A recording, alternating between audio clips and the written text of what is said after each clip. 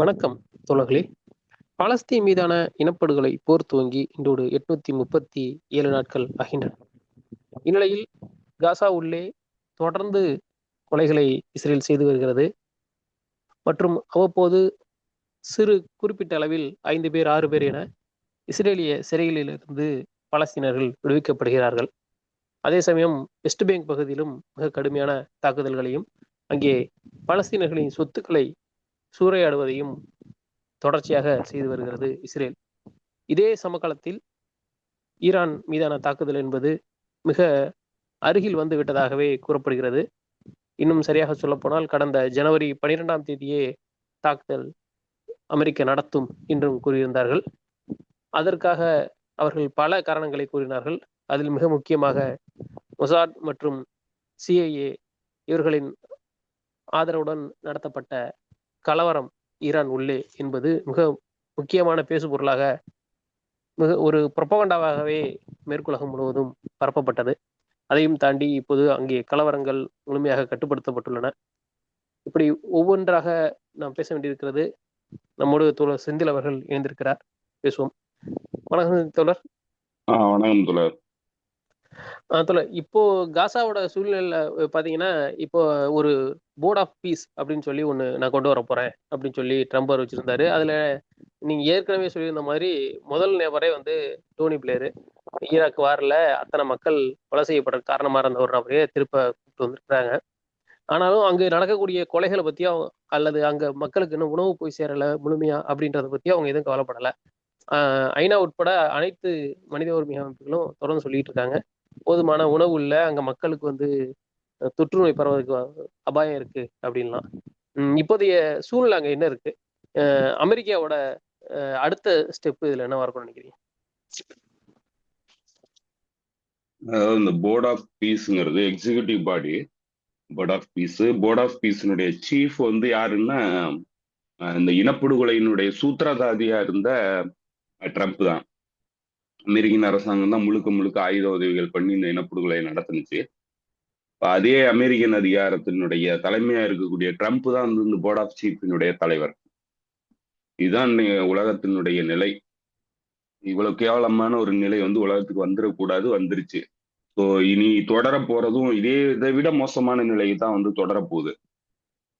இந்த மாடல்ங்கிறது, இந்த காசா பீஸ் போர்டுங்கிற இந்த மாடல்ங்கிறது அவங்க எப்படி வடிவமைச்சு கொண்டு வராங்கன்னா, கிட்டத்தட்ட உலகத்தினுடைய மாடலா வந்து இதை மாத்துறதுக்கான ஒரு முயற்சி வந்து நடக்குது. ஸோ அந்த பின்னணியில கிட்டத்தட்ட 60 நாட்டு தலைவர்களுக்கு அழைப்பு விடுத்திருக்கிறாங்க இந்த போர்ட் ஆஃப் பீஸ்ல வந்து மெம்பராக சொல்லி. அதுல இந்திய பிரதமர் நரேந்திர மோடிக்கும் அந்த அழைப்பு வந்திருக்குது. பல்வேறு நாடுகளின் தலைவர்களுக்கு அழைப்பு வந்திருக்கு. புட்டினுக்கு வந்திருக்குது. அப்ப என்னன்னா, இங்க வந்து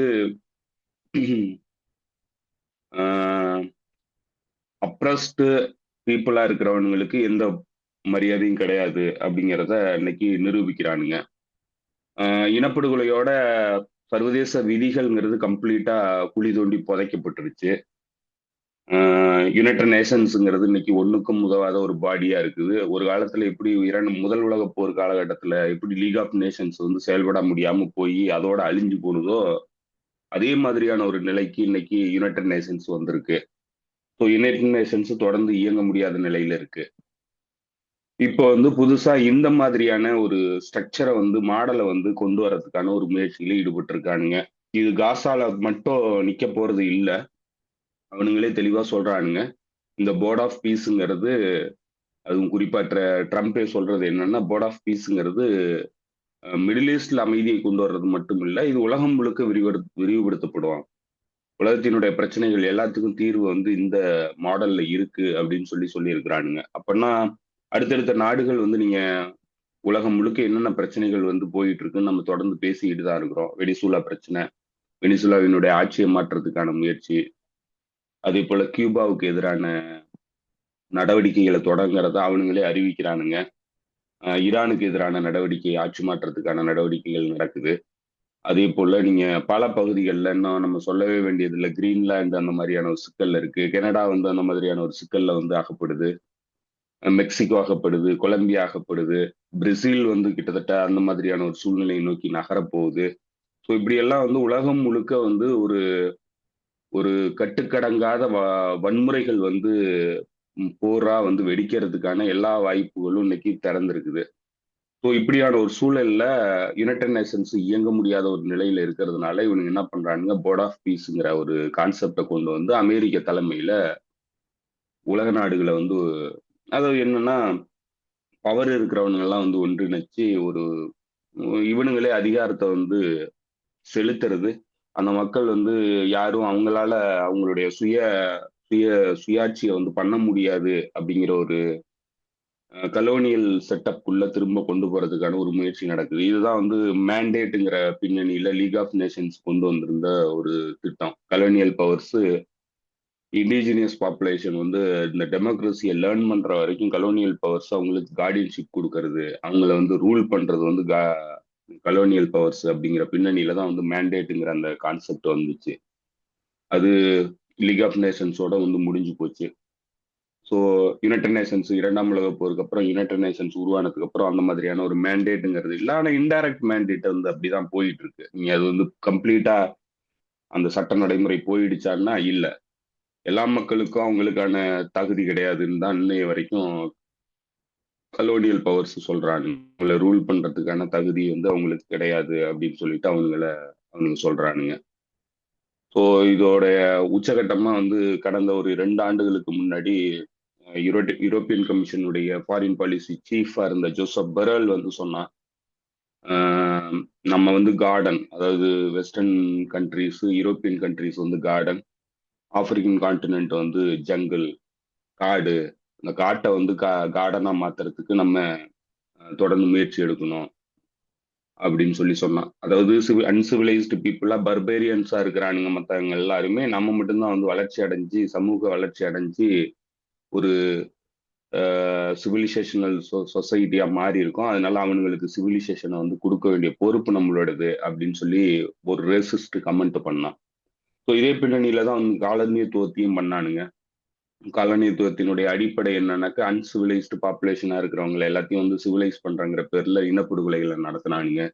இந்தியாவில் வந்து பட்டினி படுகொலைகள் வந்து கிட்டத்தட்ட 40 கோடி பேர் வந்து பட்டினி படுகொலை செய்யப்பட்டாங்க இந்தியாவை பொறுத்தளவுல. இதே போல ஈரான்ல கிட்டத்தட்ட 10 கோடி பேர் படுகொலை செய்யப்பட்டாங்க பட்டினி போட்டு. எல்லாம் இவனுங்க வந்து போர் நடத்துறதுக்காக போருக்கான உணவுப் பொருட்கள் எல்லாம் கொண்டு போனதுனால இங்க இருக்கிற மக்கள் வந்து உயிரிழப்புகளை சந்திச்சானுங்க. இந்தியாவில் வந்து ஆப்கானிஸ்தான்ல போர் நடந்துகிட்டு இருந்த டயத்துல ஆப்கானிஸ்தானுக்கு பொருட்களை கொண்டு போனதுனால இந்தியாவில் உணவுப் பொருட்கள் இல்லாம வந்து பட்டினி போட்டு கொலை பண்ணானுங்க 40 கோடி பேரை. ஸோ அதுல தமிழ்நாட்டில் வந்து கிட்டத்தட்ட வந்து ஒரு ஒரு 10 கோடி பேராவது வந்து படுகொலை செய்யப்பட்டிருப்பாங்க 1800 சுற்றங்கள்ல, 1873 டு 77ல. ஸோ இப்படி பெரும் பஞ்சங்களை வந்து உருவாக்கி உலகம் முழுக்க மக்களை வந்து படுகொலை பண்ணானுங்க, இனப்படுகொலை பண்ணானுங்க. அதுதான் வந்து சிவிலைசேஷனல் வளர்ச்சி. அதுதான் வந்து உலகத்துக்கு அவனுக்கு கொடுக்கணுன்றானுங்க. மீண்டும் வந்து காசா பீஸ் ஆஃப் போர்ட் ஆஃப் பீஸ்ங்கிற பேர்ல வந்து அதையே வந்து நடைமுறைப்படுத்துறதுக்கு இன்னைக்கு முயற்சி பண்றானுங்க. அதுக்கு இந்த வேசல் ஸ்டேட்ஸ் பக்கத்துல இருக்கக்கூடிய அரபு வேசல் ஸ்டேட்ஸ் எல்லாருமே வந்து உதவி பண்றானுங்க. இப்ப இந்த போர்ட் ஆஃப் பீஸ்ல வந்து ஹக்கான் ஃபிடான் இருக்கா, அதாவது துருக்கியினுடைய வெளியுறவுத்துறை அமைச்சராக இருக்கக்கூடிய ஹக்கான் ஃபிடான் இருக்கா. அதே போல எகிப்தினுடைய இன்டெலிஜென்ஸ் சீஃபா இருக்கிறவன் இருக்கான். அதே போல கத்தாரினுடைய அதிபரினுடைய அட்வைசரா இருக்கிறவன் இருக்கான். யுனைடெட் அரப் எமிரேட்ஸினுடைய போக்குவரத்துறை அமைச்சரா இருக்கிறவன் வந்து இருக்கான். ஸோ இவனுங்க எல்லாருமே சேர்றானுங்க. இதுல பாகிஸ்தானுக்கு அழைப்பு விடுக்கப்பட்டிருக்கு, பாகிஸ்தானோட பிரதமருக்கு அழைப்பு விடப்பட்டிருக்கு, இந்தியாவினுடைய பிரதமருக்கு அழைப்பு விடப்பட்டிருக்கு. இப்படி இவனுங்க எல்லாத்தையும் வந்து போர்ட் ஆஃப் பீஸ்ல வந்து பொறுப்புக்கு கொண்டு வரானுங்க. ஆனா என்ன ஒரு போர்ட் ஆஃப் பீஸ்ல வந்து ஒரு ட்விஸ்ட் வைக்கிறானுங்கன்னாக்க, வந்து சேர்ற நாடுகள் போர்ட் ஆஃப் பீஸ்ல வந்து மெம்பர் ஆகக்கூடிய நாடுகள் $1 பில்லியன் வந்து கொடுக்கணும் அப்படின்னு சொல்லி கேட்டிருக்கானுங்க. ஸோ இப்போ அந்த $1 பில்லியன் கொடுக்கணுங்கிறதுல முரண்பாடுகள் இருக்கு. அதனால பல நாடுகள் வந்து நான் வரல, காசு கேட்டா நான் வரல அப்படின்னு சொல்லிட்டு இருக்கிறானுங்க. ஸோ நேற்று வந்து பெலாரஸினுடைய வெளியுறவுத்துறை அமைச்சர் வந்து நான் போய் சேர்றதுக்கு நாங்க தயாரா இருக்கிறோம்னு சொல்லியிருக்கிறாங்க. இப்போ கிட்டத்தட்ட வந்து பாத்தீங்கன்னாக்க ரஷ்யாவினுடைய நெருங்கிய நட்பு நாடா இருக்கக்கூடியது வந்து பெலாரஸ். பெலாரஸினுடைய பிரசிடென்ட் வந்து இந்த போர்ட் ஆஃப் பீஸ்ல வந்து ஜாயின் பண்றதுக்கு தயாரா இருக்கிறாங்கிறான். $1 பில்லியன் கொடுத்துட்டு ட்ரம்ப் கூட இருக்கக்கூடிய இந்த பீஸ் பிளான்ல வந்து நானும் பங்கெடுத்துக்கங்கிறாங்க. புட்டினுக்கும் அழைப்பு விடுக்கப்பட்டிருக்கு. அப்ப இவனுங்க எல்லாருமே பவர்ஃபுல் கண்ட்ரிஸ் எல்லாருமே சேர்ந்துக்கிட்டு பவர் இல்லாத சின்ன சின்ன நாடுகள், சின்ன சின்ன ஒடுக்கப்படுற மக்களை வந்து ஆட்சி பண்ணணும்னு நினைக்கிறானுங்க. அவனுங்களுடைய கட்டுப்பாட்டுல கொண்டு போகணும்னு நினைக்கிறானுங்க. இப்ப யுனைடெட் நேஷன்ஸ்ங்கிறது இனிமே செயல்பட முடியாத நிலைக்கு தள்ளப்பட்டிருக்கு. அதுக்கு மரியாதை கிடையாது. அது செயல்பட்டதும் கிடையாது. ஸோ அதனால நம்ம எங்க அடுத்த கட்டமா வந்து அடுத்த ஒரு பெரிய உலக ஒழுங்கு மாற்றத்துக்கு நோக்கி நகர்றோம். அமைப்பு முறைகள் எல்லாமே மாற்றமடைய போகுது. இந்த டிரான்சிஷன் பீரியடுங்கிறது ரொம்ப ரொம்ப வயலண்டான டிரான்சிஷன் பீரியடா தான் இருக்குங்கிறது தான் இன்றைய கான்ஃபிளிக்ட் ஜோன்ஸை பார்க்கும்போது நமக்கு தெரியுது. இது வந்து வெறும் வெஸ்ட் ஏசியாவில் மட்டும் நிக்க போறது இல்ல. இது வெறும் லாத்தின் அமெரிக்கன் நாடுகள்ல மட்டும் நிக்க போறது இல்ல. இது இன்க்ளூடிங் யூரோப்பியன் கான்டினென்ட்டுக்குள்ளேயும் வந்து இந்த சிக்கல்கள் வந்து உருவாக போகுது. ஆப்பிரிக்கன் கான்டினென்ட்ல ஆல்ரெடி சிக்கல்கள் உருவாகிட்டு இருக்கு. ஸோ உலகம் முழுக்க ஒரு பெரிய வயலண்ட் சினாரியோவுக்கு போகுது. கிட்டத்தட்ட வந்து நீங்க பாத்தீங்கன்னாக்க ஒவ்வொரு உலக ஒழுங்கு மாற்றங்கள் நடக்கும்போது என்னென்ன பக்க விளைவுகள் வந்து நடக்குமோ அது எல்லாமே இன்னைக்கு நம்ம கண்ணு முன்னாடி பார்க்குறோம். அப்படியான ஒரு காலகட்டத்தில் நம்ம வாழ்ந்துகிட்டு இருக்கோம். ஸோ இதுதான் இந்த போர்ட் ஆஃப் பீஸுங்கிறது டெஸ்பரேஷனோட உச்சகட்டத்துக்கு போயிருக்கிறானுங்க நம்ம சொல்லலாம். சட்டத்தை வந்து கம்ப்ளீட்டா எல்லாத்தையும் 2ஆம் உலகப் போர்ல உருவாக்கப்பட்ட எல்லா நியமங்களையும் இன்னைக்கு உடைச்சிட்டானுங்க. எதுவுமே கிடையாது. இனிமே புதுசா வடிவமைக்கணும். புதுசா வடிவமைக்கிறதுல மக்களுக்கு பங்கு இல்லை அப்படிங்கிறது தான் இந்த போர்ட் ஆஃப் பீஸினுடைய கான்செப்ட். மக்களுக்கு பங்கு கிடையாது. அதிகாரம் உள்ளவன், ஆயுத பலம் உள்ளவன், வலுவுள்ளவன், அவன் தான் மக்களை வந்து ரூல் பண்ணுவான். இவனுடைய மக்கள் குழு கிட்ட வந்து ஆயுத உதவியோ ஆயுத பலமோ இல்ல எங்களை எதிர்க்கக்கூடிய பலமோ இல்லைன்னா நீங்க வந்து எங்களுக்கு கீழே வாழணும் அப்படின்னு சொல்லிட்டு இன்னைக்கு ஃபோர்ஸ் தான் முக்கியமானது அப்படிங்கிறத வெளிப்படையாவே பேச ஆரம்பிச்சிருக்கானுங்க. அதை நடைமுறைக்கும் கொண்டு வரானுங்க. அதுதான் போர்ட் ஆஃப் பீஸுங்கிறது. இதுல பாலஸ்தீனிய மக்கள் இதை எப்படி எதிர்கொள்ள போறாங்க, ஹமாஸ் எப்படி எதிர்கொள்ள போகுது, ரெசிஸ்டன்ஸ் அமைப்புகள் எப்படி எதிர்கொள்ள போகுது, சின்ன சின்ன நாடுகள் உலகம் முழுக்க இருக்கக்கூடிய சின்ன சின்ன நாடுகள்லாம் வந்து இதை எப்படி எதிர்கொள்ள போகுது, இப்படியான ஒரு அவுட்ரைட் வயலேஷன் இன்டர்நேஷனல் வயலேஷனை வந்து எப்படி எதிர்கொள்ள போறாங்க, இந்த மாதிரியான பவர்ஃபுல் கண்ட்ரிஸினுடைய அக்ரஷனை வந்து எப்படி எதிர்கொள்ள போறாங்க. நாளைக்கு அனெக்சேஷன்ங்கிறது ஒரு பெரிய ஒரு தபுவே இல்லாத அளவுக்கு இன்னைக்கு மாறி வந்துகிட்டு இருக்கு. இன்னைக்கு கிரீன்லாண்டை வந்து தன்னை அனெக்ஸ் பண்ணிப்பேங்கிறான், கனடாவை அனெக்ஸ் பண்ணிப்பேங்கிறான். கிரீன்லாண்டுக்கோ கனடாவுக்கோ இத்தனை ஆண்டு காலம் வந்து வேசலேஜ்ல இருந்ததுனால அவனுங்களை ப்ரொடெக்ட் பண்ணிக்கக்கூடிய தகுதி கிடையாது. அவனுங்க ப்ரொடெக்ட் பண்ணணும்னா அமெரிக்கா கிட்ட போய் நிக்கணும். அமெரிக்கா தான் இன்னைக்கு ஆக்குபை பண்ணுவாங்கிறான், அனெக்ஸ் பண்ணுவாங்கிறான். எதிர்த்து நிக்க முடியாது. ஐரோப்பிய ஒன்றிய நாடுகள்கிட்ட எதுவுமே கிடையாது. இருந்ததை பூரா வந்து யுக்ரைன்கிட்ட கொடுத்து ரஷ்யாவுக்கு எதிராக பயன்படுத்திட்டானுங்க. ரஷ்யாவையும் பகைச்சுக்கிட்டானுங்க. இப்போ உலகம் முழுக்க வந்து அவனுங்க பகையைத்தான் உருவாக்கி இருக்கானுங்க. உலகம் முழுக்க வந்து அவனுங்களுடைய அட்டூழியங்கள் வந்து அவனுங்க மேல வெறுப்பத்தான் உருவாக்கி இருக்கு மக்கள் மத்தியிலையும். அவனுங்களை பாதுகாக்கிறதுக்கு யாருமே கிடையாது. என்ன சொல்றான்னா கேட்கணும், இல்லைன்னா அவ்வளவுதான். ஹென்ரி கிசஞ்சர் சொன்ன மாதிரி தான் ஆக்சுவல் நிலைமை வந்து இன்னைக்கு வந்திருக்கு. அதாவது நீ அமெரிக்காவினுடைய நண்பனா இருந்தனாக்கா அது டேஞ்சரஸ், இது எதிரியா இருந்தனா டேஞ்சரஸ், நண்பனா இருந்தனா அது ஃபேட்டல் அப்படின்னு சொன்னது. சூசைட் பாத்துல வந்து ஐரோப்பிய ஒன்றிய நாடுகள் போயிட்டானுங்க. இன்னைக்கு அதுல இருந்து மீண்டு வர்றதுக்கான வழி கிடையாது. யாரையும் எதிர்கொள்ளக்கூடிய சூழ்நிலையில இல்லை. இப்போ வந்திருக்கிற இந்த ட்ரம்ப் எம்பரரை வந்து எதிர்கொள்றதுக்கான சூழல் இல்லை. அவனுங்க எல்லாருமே வந்து இன்னைக்கு அடிபணிஞ்சு போக வேண்டிய நிலையில இருக்கானுங்க. எதிர்த்து நிக்க முடியாத ஒரு நிலையில இருக்கிறானுங்க. அவனுங்களுக்கு எதிராக வந்து 10% டேரிஃப் போட்டிருக்கான். இந்த கிரீன்லாண்ட்ல வந்து ஒரு அடையாளத்துக்காக பாதுகாப்போம்னு சொல்லிட்டு ஒரு 6-7 கண்ட்ரி சேர்ந்து துருப்புகளை வந்து நிறுத்தினானுங்க, ஒருத்தர் 2 பேருன்ட்டு அடையாளத்துக்காக. அதற்கு எதிராக 10% டேக்ஸ் போட்டிருக்கான். ஜூன் மாசத்துக்குள்ள கிரீன்லாண்டை வந்து அனெக்ஸ் பண்றதுக்கு நீங்க அனுமதி கொடுக்கலனாக்க 25% டேக்ஸ் போடுவேன்றான். அடுத்து மிலிட்டரி இன்வேஷன் பண்ணுவாங்கிறான்.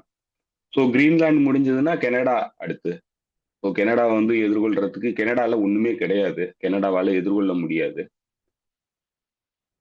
உலகம் வந்து ரொம்ப ரொம்ப மோசமான ஒரு காலகட்டத்தை நோக்கி நகர்ந்துருக்குது. கிட்டத்தட்ட வந்து நீங்க இந்த டிரான்சிஷன் பீரியடுங்கிறது 2ஆம் உலக போர் காலகட்டத்துக்கும் முதல் உலகப் போர் காலகட்டத்துக்கும் இடைப்பட்ட அந்த காலம்ங்கிறது எப்படி இருந்ததோ, முதல் உலகப் போர் தொடங்கி இரண்டாம் உலகப் போர் வரைக்கும் அந்த காலகட்டம்ங்கிறது எப்படி இருந்ததோ அந்த மாதிரியான ஒரு காலகட்டம் வந்து இன்னைக்கு உருவாகி வந்திருக்கு. ஸோ அதை நோக்கி தான் உலகம் நகர போகுது.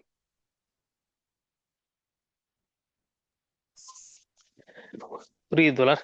இது ரொம்ப மோசமான, அதாவது வந்து வெறும் இது போரோட போகும் அப்படின்னு நினைச்சா இதை அதை தாண்டி இப்படி சொல்லலாம் பிளஸ்ல போகணும்னு பார்த்தா மைனஸ்ல தான் போயிட்டு இருக்குன்னு தான் சொல்லணும், புரியுற மாதிரி சொல்லணும்னா. ஏன்னா வந்து நம்ம வேற ஒரு புதிய உலக ஒழுங்கு உருவாகும் அப்படின்னு எதிர்பார்த்தா இப்ப இருக்கிறத விட இன்னும் மோசமான நிலைமைக்கு ஜீரோல இருந்து பிளஸ் போகணும்னு எதிர்பார்த்தோம். அதை விட மோசமா பின்னோக்கி இழுத்துட்டு போறதுக்கான வேலையை தான் அவங்க பார்த்துக்கிட்டு இருக்காங்க. இதுல வந்து இப்ப நீங்க இந்த சீனா பத்தி சொன்னதால நான் ஈரான் பத்தி பேச இருக்க முடியும் நினைக்கிறேன். இது பத்தி கனடா பத்தி. ஏன்னா 9 வருஷத்துக்கு அப்புறம் வந்து கனடா பிரதமர் ஒருத்தர் வந்து சீனா பயணம் மேற்கொண்டிருக்காரு. மிகப்பெரிய அளவுல இதுக்கு முன்னாடி 2 தரப்புலையும் இருந்த அந்த அதிகபட்ச வரி உயர்வு எல்லாத்தையும் குறைச்சிருக்கிறாங்க. 100% இருந்தது, 90% இருந்தது, எல்லாத்தையும் குறைச்சி 15, 25, 10, 8 அப்படிலாம் குறைச்சி 2 தரப்புக்குமான வணிகத்தை வந்து டைப் பண்ணணும், இன்னும் உறுதி பண்ணணும் அப்படின்னு பேசியிருக்காங்க. அது பேசும்போது ஒரு வார்த்தையை இவரு பயன்படுத்தினாரு, மார்க் கனேரி. அவர் தான் வந்து கனடாவோட பிரதமர். அவர் சொல்றாரு, இந்த உறவு வந்து வெறும் வணிகம் மட்டும் இல்லாம வேர்ல்டு ஆர்டருக்கு ஒரு முக்கியமான நகர்வா இது இருக்கும் அப்படின்னு. அது எனக்கு புரியல. வேர்ல்டு ஆர்டருக்கு முக்கியமான நகர்வா இருக்கும்னா இவர் எதை சொல்றாரு? இதை மனசுல வச்சுக்கிட்டு தான் பேசுறாரா? அதாவது இப்போ கிரீன்லாந்த முடிச்சாங்கன்னா அடுத்து நம்மள்ட்ட தான் வருவாங்க அப்படின்றத மனசுல வச்சுக்கிட்டு தான் சீனா போனதாகவும் அந்த மனசுல வச்சுதான் இந்த பேச்சும் பேசணும் தான் நான் ஃபீல் பண்றேன். நீங்க என்ன சொல்றீங்க? இல்ல, இது நாம சொன்ன மாதிரி இந்த இந்த மாற்றங்கிறது, இந்த டிரான்சிஷன் பீரியடுங்கிறது ஒரு உலக ஒழுங்கு மாற்றத்துக்கான டிரான்சிஷன் பீரியடு.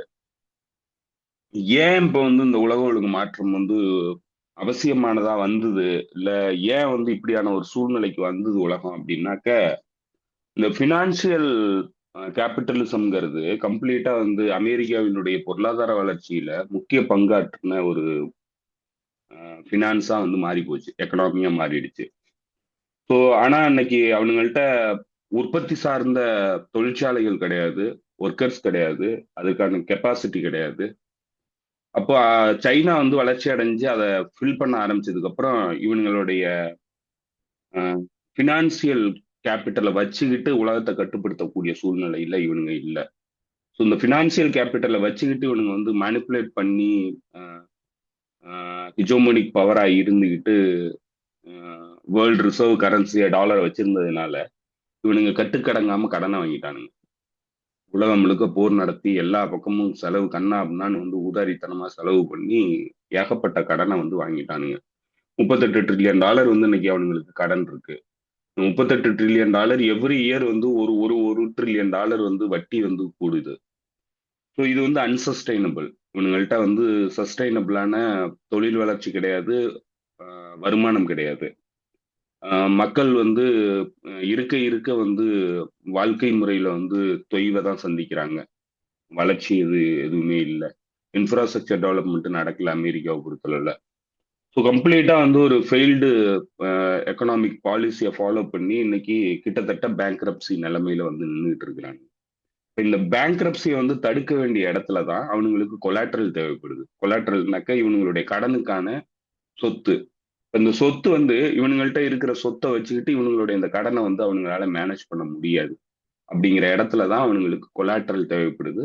அப்போ காலனிய செட்டப்குள்ள போகணும்னு நினைக்கிறாங்க. அதற்கு பிரதானமா அவனுங்களுக்கு தேவைப்படுறது வெனிசுலாவினுடைய க்ரூட் ஆயில் ரிசர்வ். அதை வந்து எக்ஸ்ட்ராக்ட் பண்ணுங்கிறதுல அவனுக்கு நோக்கம் கிடையாது. அவனுக்கு தேவை கொலாட்ரல். அவனுக்கு வந்து என்கிட்ட சொத்து இருக்கு அப்படின்னு காட்டுறதுக்கு தான் அவனுக்கு தேவை. ஏன்னா கொலாட்ரலா வந்து வெனிசுலாவினுடைய க்ரூட் ஆயில வச்சுக்கலாமே தவிர எக்ஸ்ட்ராக்ஷன் பண்ணி அதை வந்து ரிஃபைன் பண்ற அளவுக்கு கெப்பாசிட்டி இல்லை, அதற்கு இன்வெஸ்ட் பண்ற அளவுக்கு கெப்பாசிட்டி இல்லை. ஏன்னா பிரைவேட் நிறுவனங்கள், ஆயில் நிறுவனங்கள் கிட்டத்தட்ட வந்து இப்ப இந்த அடுத்து ஒரு 10 இயர்ஸ்க்குள்ள வந்து இதை டெவலப் பண்ணி வெனிசூலன் ஆயில் இண்டஸ்ட்ரியை வந்து லாபகரமா மாத்தணும்னா ஒரு 10 இயர்ஸ் பீரியட்ல $200 பில்லியன் வந்து இன்வெஸ்ட் பண்ணா மட்டும்தான் வந்து அதை லாபகரமா மாத்த முடியும். இப்ப $200 பில்லியன் இன்வெஸ்ட் பண்ணிட்டு அதுல இருந்து லாபத்தை எடுக்க முடியுமான்னா அதுவும் சந்தேகத்திற்குரியது. ஏன்னா வந்து சிவில் வாரை தடுக்காம, சிவில் வார் வராம இந்த விஷயங்கள் நடக்கிறதுக்கு வாய்ப்பே கிடையாது. முழு கட்டுப்பாட்டுல, அமெரிக்கன் கட்டுப்பாட்டுல போறதுக்கு வாய்ப்பு கிடையாது. இப்ப சிவில் வார் வந்துச்சுன்னா தொழில் வந்து ஸ்டெபிலிட்டி இருக்காது. தொடர்ந்து வந்து அவங்களால எக்ஸ்ட்ராக்ஷன் வந்து பண்ண முடியாது. அப்போ நம்பிக்கை இல்லாம ஒரு ஒரு ஒரு அன்ஸ்டேபிள் சுச்சுவேஷன்ல பிரைவேட் நிறுவனங்கள் இன்வெஸ்ட் பண்றதுக்கு பயப்படுறானுங்க. ஸோ அப்ப அதனால இன்வெஸ்ட் பண்ண மாட்டாங்க. அப்ப பண்ணலைன்னாக்கா அவனுங்களுக்கு தேவைப்படுறது என்னன்னாக்கா அது தெரியாமலாம் அவனுங்க பண்ணல. இப்போ அமெரிக்கன் ட்ரம்ப் நிர்வாகம் வந்து இது தெரியாமல்லாம் வந்து அவனுங்களுடைய இந்த நடவடிக்கைகள்ல வந்து அவனுங்க ஈடுபடல. அப்போ அவனுங்களுடைய அல்டிமேட் நோக்கம் என்னன்னாக்கா கொலாட்ரல் மட்டும்தான் அவனுங்களுக்கு வேணும். அவனுங்களுக்கு யூஸ் ஆகலைனாலும் பரவாயில்ல, வேற யாருக்கும் யூஸ் ஆகக்கூடாது. குறிப்பா வந்து அவனுங்களுடைய எதிரியா கருதுற சைனாவுக்கு அது யூஸ் ஆகக்கூடாது. இப்ப சைனாவுக்கு யூஸ் ஆகாம தடுக்கிறதன் மூலமா சைனாவினுடைய வளர்ச்சியை வந்து கட்டுப்படுத்தலாம். இன்னொரு பக்கம் தனக்கு தேவையான இந்த கடனுக்கான கொலாட்ரல்லாம் வந்து அதை பயன்படுத்திக்கலாம். இப்ப இதுக்காக தான் வந்து வெனிசுலாவினுடைய அஹ், போர் முயற்சிங்கிறது நடக்குது. இப்போ வெனிசுலாவோட அது முடியறது இல்ல.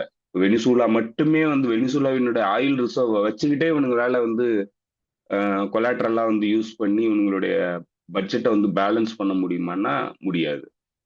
அப்ப என்ன வேணும்? அடுத்து கனடாவினுடைய ரிசோர்சஸ் வேணும், லேண்ட் வேணும், கனடாவினுடைய எக்கனாமி வேணும், கிரீன்லாந்து வேணும். கிரீன்லாந்துல ஆயில் ரிசோர்ஸ் நிறைய இருக்கு. அதே போல ரேர் எர்த் மினரல்ஸ் இருக்கு. கனடாவிலயும் ரேர் எர்த் மினரல்ஸ் நிறைய இருக்கு. ஆயில் ரிசோர்ஸ் இருக்கு, அயன் ஓர் இருக்கு. இப்படி பல விஷயங்கள் வந்து அதுக்குள்ளேயே இருக்கு. ஸோ இப்போ இதெல்லாம் அவனுங்களுக்கு அவனுங்களுடைய பக்கத்துல இருக்கக்கூடியது நாடுகள்ல இவங்கள்ட்ட யார்ட்டையுமே வந்து அமெரிக்காவை எதிர்த்து சஸ்டைன் பண்ணக்கூடிய கெப்பாசிட்டி இல்லை, மிலிட்டரி கெப்பாசிட்டி கிடையாது. அவனுங்களால எதிர்த்து நிக்க முடியாது. அப்போ அவனுங்களெல்லாம் ஈஸியா அடிச்சு புடுங்கலாங்கிறது தான் அவனுங்களுடைய நிலை. அதற்காக தான் இது எல்லாமே நடக்குது. இப்ப இந்த மாதிரியான ஒரு கயோட்டிக் சுச்சுவேஷன்ல ஒரு எம்பையர் வந்து ஃபால் ஆகிற டயத்துல உலகம் முழுக்க அதனுடைய ராமிபிகேஷன்ஸ் வந்து நடக்க ஆரம்பிக்குது. அப்போ இத பண்ணிட்டா மட்டும் போதுமா அப்படின்னா, இது பண்ணிட்டா மட்டும் போதாது. அப்பதான் வந்து அவனுங்களுக்கு உலகத்தினுடைய பொருளாதாரத்தை டிஸ்டர்ப் பண்ணணும்.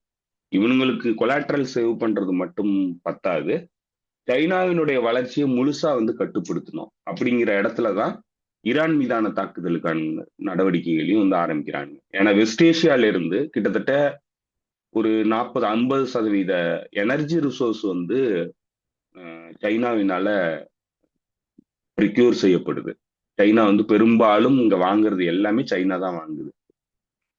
அதே போல அவங்களுடைய பொருட்கள் வந்து உலகம் முழுக்க வந்து போறதும் இந்த ரூட் வழியா தான் போகுது. குறிப்பா சுயஸ் கெனால் வழியா தான் போகுது. அதே போல எனர்ஜி ரிசோர்சஸ் ஸ்ட்ரெயிட் ஆஃப் ஹெர்மூஸ் வழியா தான் வந்து வெளியேறுது. ஸோ இப்போ இது ரெண்டுமே வந்து தடைபட்டுச்சுன்னா ரஷ்யாவினுடைய வளர்ச்சி வந்து தடைபடும். அப்ப ரஷ்யா ஒரு பக்கம் கட்டுப்படுத்தணும், வளர்ச்சி அடைகிற ரஷ்யாவை கட்டுப்படுத்தணும். இன்னொரு பக்கம் தனக்கு தேவையான கொலாட்ரலை வந்து சேவ் பண்ணணும். அதே போல இன்னைக்கு வேர்ல்டு லார்ஜஸ்ட் ஆயில் ப்ரொடியூசர் யாருன்னாக்கா அமெரிக்கா. அமெரிக்கா கிட்ட செல்ஃப் சப்சிஷியன்டான ஆயில் ப்ரொடக்ஷன் கெப்பாசிட்டி இருக்கு. இப்போதைக்கு கொடுக்கக்கூடிய அளவுக்கு அவங்கள்ட்ட கெப்பாசிட்டி இருக்கு. ஸோ ஒரு பக்கம் கல்ஃப் ஸ்டேட்டினுடைய ஆயிலை வந்து தடை பண்றது, இன்னொரு பக்கம் இவனுங்களுடைய ஆயிலை வந்து விற்கிறது. இப்போ ஆயில் ரேட் இன்க்ரீஸ் ஆச்சுன்னா அமெரிக்கன் ஆயிலுக்கு வந்து நல்ல விலை கிடைக்கும். ஸோ அதன் மூலமா வந்து வருமானத்தை வந்து ஈட்டுறது. ஸோ இப்படி பல்வேறு கால்குலேஷன்ல தான் வந்து இது எல்லாத்தையும் பண்றாங்க. ஸோ இப்படி எல்லாம் பண்றதுனால தான் இன்னைக்கு உலகம் வந்து இந்த மாதிரியான ஒரு கயாட்டிக் சுச்சுவேஷனுக்கு போயிருக்கு. ஏன் வந்து இந்த மாதிரியான ஒரு கம்ப்ளீட் கயாட்டிக் சுச்சுவேஷன்ல போயிருக்கு? முதல் உலகப் போர், இரண்டாம் உலகப் போர் காலகட்டத்துல இருந்த மாதிரி உலக ஒழுங்கு மாற்றம் அடையுது அப்படின்னா இதுதான் அடிப்படை காரணம். எல்லாத்தையும் கண்ட்ரோல் பண்ணிட்டு இருந்தவனுக்கு மிகப்பெரிய சிக்கல் உருவாயிருக்கு. அதை அவன் சரி பண்றதுக்காக எடுக்கிற முயற்சி எல்லாமே உலகத்தினுடைய ஸ்டெபிலிட்டியை வந்து கேள்விக்குள்ளாக்குது. ஸோ இப்ப இது இப்படியே போகுது அப்படின்னா கண்டிப்பா வந்து ஐரோப்பிய நாடுகளும் அமெரிக்காவும் கூட்டா நிக்கக்கூடிய வாய்ப்பே கிடையாது. ஏன்னா இது அவனுங்களுக்குமே மிகப்பெரிய த்ரெட்டா மாறுது. ஒரு காலத்துல அவனுங்க எதற்காக அமெரிக்கன் எம்பையர் கூட சேர்ந்து நின்னானுங்கன்னா சைனாவினுடைய வளர்ச்சியை கண்டெயின் பண்ணணும். ஏன்னா நம்மளுடைய ஹெமிஸ்பியர் இல்லாத ஒரு எம்பையர் வந்து பெரிய ஒரு பவர்ஃபுல் கண்ட்ரி வந்து உருவாகக்கூடாது. ரெண்டாவது அவங்க உருவாகுனாங்கன்னா காம்படிட் பண்ணி தன்னுடைய பொருட்களையோ தன்னுடைய உற்பத்தியையோ அவங்களால பண்ண முடியாது. அப்போ அவங்களுடைய பொருளாதார தேவைகளை வந்து அவங்களால பூர்த்தி பண்ணிக்க முடியாது. அப்படியான இடத்துல தான் சைனாவை வந்து அழிக்கணுங்கிறதுக்காக தான் அமெரிக்கா கூட அவனுங்க அலைஸ் ஆனாங்க. ஏன்னா வெள்ளைக்காரனுங்க ஒரே இனத்தவனுங்க, ஒரு ஏரியால இருந்து வர்றவனுங்க, ஒரே சிந்தனை ஓட்டம் கொண்டவனுங்க, ஒரே கலாச்சாரத்தை ஃபாலோ பண்ணக்கூடியவனுங்க. ஸோ இப்படியான இடத்துல அவனுங்க கூட சேர்ந்து நின்னா மட்டும்தான் நம்ம வந்து மற்றவங்க யாரையுமே வந்து மேலே வர விடாம பாதுகாத்துக்க முடியும். அப்படிங்கிற இடத்துல தான் வந்து அவனுங்க எல்லாரும் சேர்ந்து அமெரிக்கா கூட இந்த நேட்டோ அலைன்ஸ் எல்லாம் உருவாக்கி அவனுங்க கூடயே இன்னைய வரைக்கும் வந்து போருக்கு கொண்டு போயிட்டு இருக்கிறானுங்க. எல்லா போர்கள்லயும் கூடவே வந்து தங்களை வந்து பிணைச்சுக்கிறானுங்க. அமெரிக்கா கூட வந்து பிணைச்சுக்கிறானுங்க. அதன் மூலமா தங்களுக்கு செக்யூரிட்டி கேரண்டி இருக்குங்கிறத உறுதிப்படுத்திக்கிறானுங்க. அமெரிக்காவை எதிர்க்க மாட்டாங்க அப்படிங்கிற பின்னணியில இவனுங்களுக்கும் செக்யூரிட்டி கேரண்டி கிடைக்குதுன்னு. ஆனா இங்க பிரச்சனை என்ன ஆயிடுச்சுன்னா, பாதுகாப்புக்கு இருந்த அமெரிக்காவே அவனுங்களை அடிக்கிறதுக்கு வரும்போது அவனுங்க என்ன பண்ணுவானுங்க, அவனுங்கள்ட்ட இருக்கிற ஆப்ஷன்ஸ் என்ன, உலகம் முழுக்க பகையை உருவாக்கி வச்சிருக்கானுங்க. ரஷ்யா கூட அவனுங்களால இணக்கம் காட்ட முடியல. ரஷ்யா கூட தான் வந்து வர்த்தக உறவுகள் நல்லா வச்சிருந்தானுங்க. எனர்ஜி தேவைகளை பூர்த்தி பண்றது ரஷ்யாவா தான் இருந்தது. ரஷ்யாவை வந்து பகைச்சுக்கிட்டானுங்க. இப்ப அமெரிக்காவே வந்து அவனுங்களை அடிக்கிறதுக்கு தயாராகிறான். நீ நான் சொல்றத கேட்கணும்ன்றான். வெளிப்படையா சொல்றான். ஏன்னா அவனுடைய பிரச்சனை பெருசு. ஐரோப்பிய ஒன்றிய நாடுகளை வந்து இணைச்சு போறக்கூடிய அளவுக்கு சூழல் வந்து அவன்கிட்ட கிடையாது. ஸோ அதனால அவன் வந்து எல்லா நடவடிக்கைகளையும் பண்றதுக்கு தயாரா இருக்கான். எந்த எல்லைக்கும் போறதுக்கு தயாரா இருக்கான். அப்படியான ஒரு இக்கட்டான சூழ்நிலையில ஐரோப்பிய ஒன்றிய நாடுகள் இந்த பிரச்சனையில வந்து சிக்கிறாங்க. இப்ப இதே மாதிரியான உறவு நிலை வந்து நீடிச்சு போச்சுன்னா, நாளைக்கு கிரீன்லாண்டை பிடிக்கிறது இல்ல கனடாவை பிடிக்கிறதுன்னா நேட்டோ அலைஸ் வந்து கண்டிப்பா உடைஞ்சு போகும். ஏன்னா அதுக்கப்புறம் அவங்களால இந்த மாதிரியான ஒரு உறவாடல்ல வந்து இருக்க முடியாது. அப்ப கண்டிப்பா அவங்களுடைய அலைஸை வந்து மாத்தி ஆகணும், உங்களுடைய ஸ்ட்ராட்டஜி வந்து அவங்க மாத்தி ஆகணும். அப்படியான ஒரு இடம் வரப்போகுது அப்படிங்கிறத உணர்ந்ததுனாலதான் கனடா வந்து இன்னைக்கு வர்த்தக உறவுகளை சைனா கூட பண்றான்.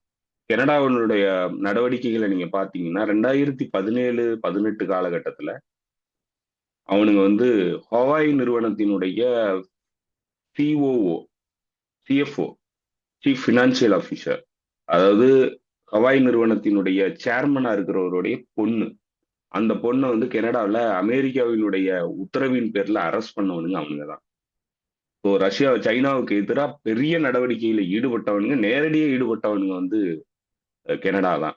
இன்னைக்கு கனடாவே சைனா கூட போய் இணக்கம் காட்ட வேண்டியிருக்கு. சைனா கூட வந்து வர்த்தக உறவுகளை பேண வேண்டியிருக்கு. பல்வேறு துறைகள்ல வந்து உடன்பாடுகளை போட்டிருக்கிறானுங்க.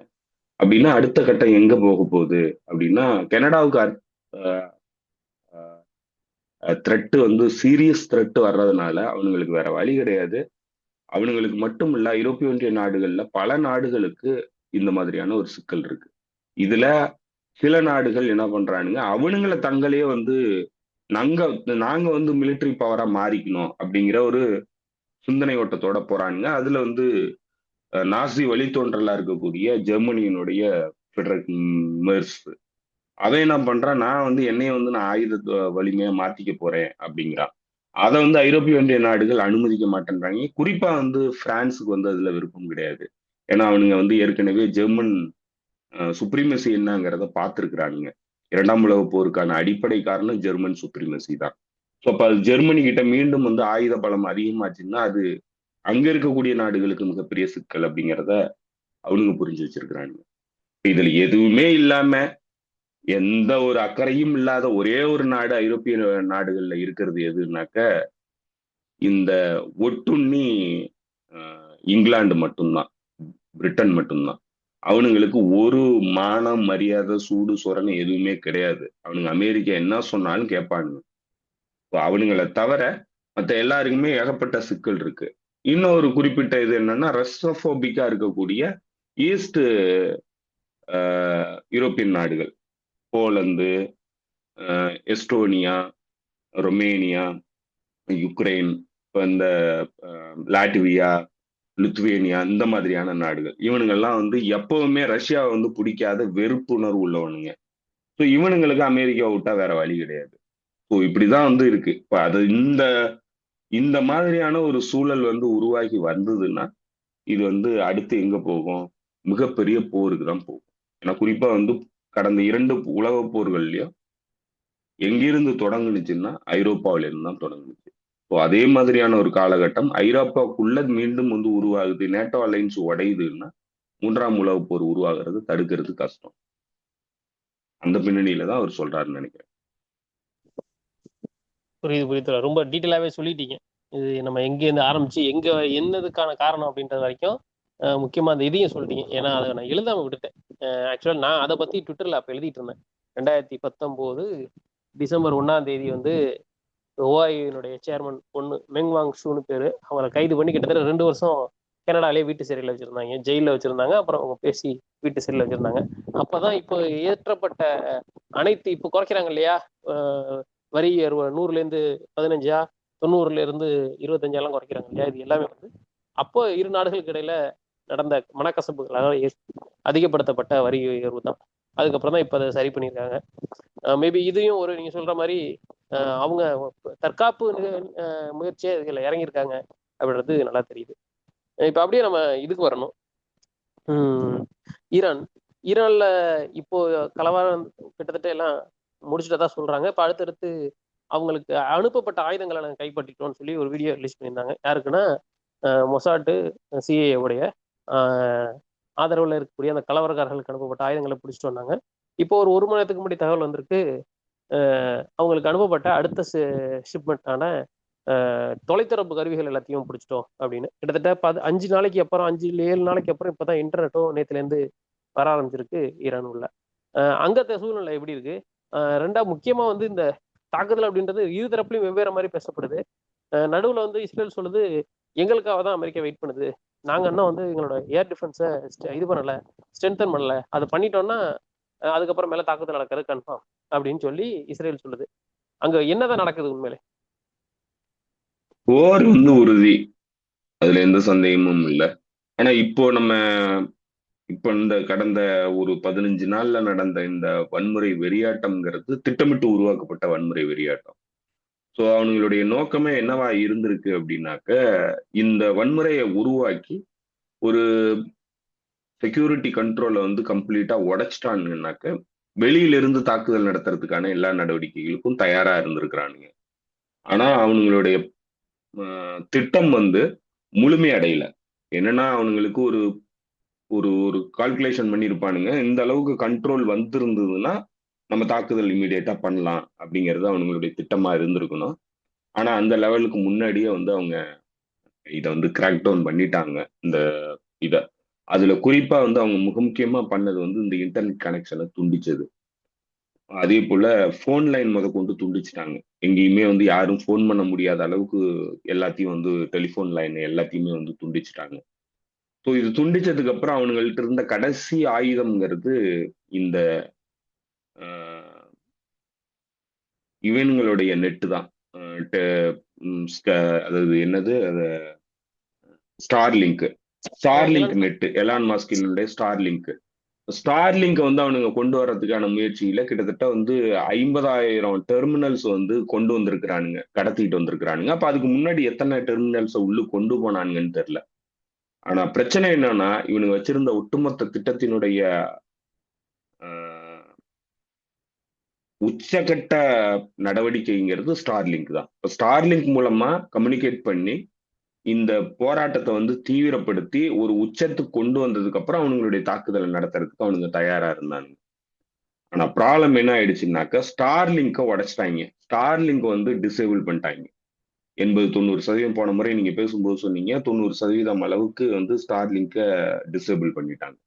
இப்போ ஸ்டார்லிங்க் டிசேபிள் பண்ணதுக்கு அப்புறம் அவனுங்களுக்கு இந்த போராட்டத்தை வந்து தொடர்ந்து கொண்டு போக முடியல, ஏன்னா கம்யூனிகேட் பண்ணிக்க முடியல. அதுதான் மிகப்பெரிய சிக்கலாயிடுச்சு. அந்த சிக்கல்னால இந்த தாக்குதல் வந்து தடைபட்டுருச்சு.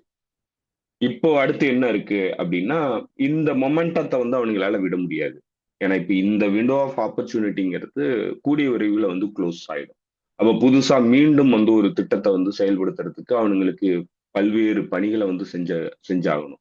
இது பல ஆண்டுகளா வந்து பைப்லைன்ல இருந்த திட்டம் தான் வந்து இப்ப அவனுங்க செயல்பாட்டுல கொண்டு வந்திருக்கானுங்க. ஏன்னா வருஷ கணக்குல பயிற்சி கொடுத்து தான் வந்து இந்த போராட்டங்களை வந்து அவனுங்க நடத்தி இருக்கிறானுங்க, இந்த வன்முறைகளை. ஸோ இனிமே மீண்டும் வந்து புது திட்டத்தை கொண்டு வரணும்னா அதுக்கு வருஷ கணக்குல வந்து அவனுங்க செலவு பண்ணி ஆகணும். அதே போல திட்டமிட்டு வடிவமைச்சு கொண்டு வந்தாங்க. இல்ல ஆல்ரெடி ஏற்கனவே ஒரு பிளான் வச்சிருந்தாங்கன்னா அப்ப அதை செயல்படுத்தணும்னாக்க இன்டர்னல் சொசைட்டிக்குள்ள ப்ராப்ளத்தை உருவாக்குற மாதிரியான திட்டமா இருந்திருந்ததுன்னா இந்நேரம் செயல்படுத்தி இருப்பானுங்க. அப்ப அந்த மாதிரியான திட்டம் வந்து அவனுங்கள்ட்ட இப்ப கைவசம் இல்லை. அப்ப அவனுங்களுக்கு இருக்கிற ஒரே ஆப்ஷன் எக்ஸ்டர்னல் ஸ்ட்ரைக் தான். இந்த எக்ஸ்டர்னல் ஸ்ட்ரைக்குங்கிறது அதற்கு தயாரிப்பு பணியில அமெரிக்கன் நிர்வாகம் ஈடுபடல. ஏன்னா அவனுங்க எதிர்பார்த்து காத்திருந்தது இந்த ஸ்டார்லிங்க் டிவைஸ், ஸ்டார்லிங்க் நெட்டு, போராட்டவாதிகள் உள்ளுக்கு இருந்து வன்முறையை தூண்டினவனுங்க, அவனுங்களுடைய கம்யூனிகேஷன் அதை யாராலையும் உடைக்க முடியாது. ஸோ அதனால இந்த பிளான்ங்கிறது, இந்த பிளான் ஏங்கிறது கண்டிப்பா சக்சஸ் ஆகும். இந்த பிளான் ஏ வந்து தோல்வி அடையறதுக்கான வாய்ப்பே கிடையாதுங்கிற ஒரு இருமாப்புல இருந்ததுனால பிளான் ஏ வந்து கொலாப்ஸ் ஆன உடனே இப்ப அவனுங்கள்ட்ட வேற ஆப்ஷன் இல்லை. இப்பதான் அவனுங்க என்ன பண்றானுங்கன்னா அவனுங்களுடைய அசட்ஸை பூரா வந்து மூவ் பண்ண ஆரம்பிக்கிறானுங்க வெஸ்ட் ஏஷியாவை நோக்கி. இப்போ பல ஸ்குவாட்ரன் வந்து வந்திருக்குது, F-16 F-35 போன்ற விமானங்கள்லாம். அதே போல பல டெஸ்ட்ராயர் ஷிப்ஸை வந்து மெடிட்டரேனியனுக்கு கொண்டு வந்திருக்கிறானுங்க. அடுத்து அது ரெட் சி பகுதிக்கு போய் உள்ளுக்கு வரும். அதே போல 2 ஏர்கிராஃப்ட் கேரியரை வந்து நகர்த்தி இருக்கிறானுங்க மெடிட்டரேனியன் பகுதிக்கு. இப்பதான் அவங்க எக்ஸ்டர்னல் தாக்குதலுக்கான தயாரிப்பு பணிகள்ல ஈடுபட்டு இருக்கிறாங்க. அப்பன்னா இந்த போராட்டத்தை ஒரு கிட்டத்தட்ட வந்து 1 or 2 months அளவுக்கு இந்த போராட்டத்தை வந்து அவனுங்க நகர்த்துறதா திட்டமிச்சிருந்திருக்கிறானுங்க. ஒரு மாசம் 2 மாசம் வந்து இந்த போராட்டத்தை வந்து நகர்த்தி உச்சக்கட்டத்துக்கு கொண்டு வந்து அதுக்கப்புறம் தாக்குறது தான் வந்து அவனுங்களுடைய திட்டமா இருந்திருக்கு. ஆனா பிரச்சனை என்ன ஆயிடுச்சுன்னா அந்த போராட்டம் வந்து நசுக்கப்பட்டுருச்சு. அந்த அந்த வன்முறைங்கிறது நசுக்கப்பட்டுருச்சு. இப்ப மக்களையும் வந்து ஒன்றுபடுத்திருச்சு. மக்கள் எல்லாமே வந்து இந்த போராட்டவாதிகளுக்கு எதிராக திரும்பிட்டாங்க. ஸோ இப்ப அதனால எல்லா பிளானும் வந்து அவனுங்களுக்கு கொலாப்ஸ் ஆயிடுச்சு. இப்ப கடைசியா வந்து வேக வேகமா அவனுங்களுடைய அடுத்த திட்டத்தை வந்து நகர்த்த ஆரம்பிக்கிறானுங்க. அந்த பின்னணியில தான் அவங்களுடைய அசட்ஸ் எல்லாத்தையும் மூவ் பண்றாங்க. நம்ம போன முறை பேசும்போது சொன்னா அமெரிக்கா தாக்குதல் நடத்துறதுக்கான வாய்ப்பு மிக மிக குறைவு. அதுவும் ஃபுல் ஃபிளஜ்டான தாக்குதல் நடத்துறதுக்கான வாய்ப்பு கிடையாது. ஏன்னா அதற்கான தயாரிப்பு பணிகள்ல அவனுங்க இன்னும் ஈடுபடல அப்படிங்கிறத நம்ம சொல்லியிருந்தோம். ஒருவேளை அப்படி தாக்குதல் நடத்துறதுக்கு அவனுங்க அந்த போறானுங்கன்னாக்க இதற்கு முன்னாடி அதற்கான தயாரிப்பு பணிகள் எல்லாம் நடந்திருக்கும். அதை நம்ம பார்க்கல. அமெரிக்கா வந்து பர்டிகுலரா பண்ணல அதெல்லாம். ஸோ அப்ப எங்கிருந்து தாக்குதல் நடக்கிறதுக்கான வாய்ப்பு இருக்குதுன்னா இஸ்ரேல்ல இருந்து தான் நடத்தியிருக்கணும். ஏன்னா கடந்த 6 மாசத்துல அவனுங்க பல ஷிப்மெண்ட்டை வந்து இஸ்ரேலுக்கு அனுப்பிச்சிருந்தானுங்க. இப்ப அதன் மூலமா அவனுங்க திட்டமிட்டு இஸ்ரேல்ல இருந்து தாக்குதலை ஆரம்பிக்கலாம் அப்படிங்கிறத பிளானா வச்சிருந்தா மட்டும்தான் வந்து இந்த திட்டத்தை வந்து அவனுங்களால செயல்படுத்தி இருக்க முடியும். ஏன்னா அவனுங்க தயாரிப்பு பணிகள்ல ஈடுபடல, தேவையான அளவுக்கு தயாரிப்பு பணிகள்ல ஈடுபடல. ஸோ அதுலயே நமக்கு கிளியரா தெரியுது அமெரிக்காவுக்கு வந்து இப்ப தாக்குதல் நடத்துற நோக்கம் இல்லை அப்படிங்கிறது. அப்ப நடத்துறதுக்கான நோக்கம் அந்த மாதிரியான நோக்கம் இல்லைன்னா அவனுங்கள்ட்ட இருந்த ஆப்ஷன்னாக்க ஒண்ணு இஸ்ரேல் மூலமா தாக்குதல் நடத்துறது. அதுக்கான பாசிபிலிட்டி இல்லைன்னா பிளிக்ஸ்கிரீட் அந்த உடனடியா சாக்கனாவு தாக்குதல் தான். சாக்கனாவு தாக்குதல்னாக்க மிலிட்டரி லீடர்ஷிப்பு, சிவிலியன் லீடர்ஷிப் அழிக்கிறது, அயத்துல்லா அலி கமேனியை வந்து அசாசினேட் பண்றது, இந்த மாதிரியான தாக்குதல் இல்ல முக்கியமான ஸ்ட்ராட்டஜிக் இம்பார்ட்டன்டான லொகேஷன்ல வந்து தாக்குதல் நடத்துறது. ஸோ இந்த மாதிரியான விஷயங்களை வந்து தான் அவனுங்க திட்டமிட்டு இருக்கணும். அப்படிதான் வந்து அதை பண்ணியிருக்க முடியும். ஏன்னா அந்த ஷார்ட் பீரியட்ல ஒரு காவட்லி வந்து ஒரு தாக்குதல் நடத்துறதுக்கு இப்படி ஒரு பெரிய நாட்டின் மீது தாக்குதல் நடத்துறதுக்கு திட்டமிட்டு இருந்தாங்கன்னா அந்த மாதிரியான திட்டமா தான் அது இருந்திருக்கும். ஸோ இப்போ அது எதுவுமே ஒர்க் ஆகல. அதற்கான ப்ரீடெக்ஸ்ட் கிடைக்கல. அதற்கான சூழல் வந்து ஆப்பர்ச்சுனிட்டி வந்து அவனுங்களுக்கு கிடைக்கல. எல்லாமே எதிர்பார்த்தது மாதிரி நடக்கல. எல்லாமே வந்து கொலாப்ஸ் ஆயிடுச்சு. ஸோ இப்போ புதுசா வந்து கம்ப்ளீட் முழுமையான ஒரு விரிவுபட்ட தாக்குதல் நடத்துறதுக்கான திட்டமிடலோட இப்ப இறங்க ஆரம்பிச்சிருக்கானுங்க.